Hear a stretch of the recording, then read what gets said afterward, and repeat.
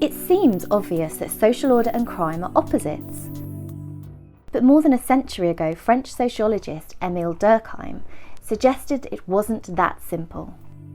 Durkheim argued that crime could also help promote social order.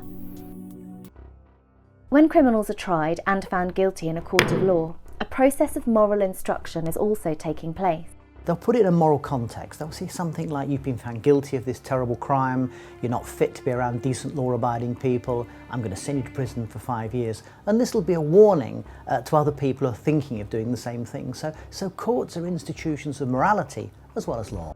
Durkheim saw this moral aspect of crime and punishment as functional for social order in 3 ways.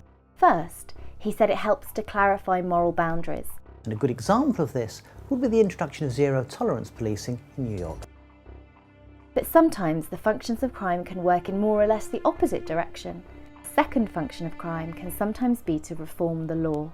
Well, societies are constantly changing and rules and values and attitudes are changing, but the law's written down, and sometimes the law can seem a bit dated and a bit unfair and a bit unjust. Now, from a Durkheimian point of view, these sorts of crimes and punishing these sorts of crimes can sometimes act as a stimulus for social reform, and a good contemporary example of this will be the debate about euthanasia and assisted suicide. Durkheim also identified a third function of crime. It can sometimes reinforce social cohesion by drawing people together.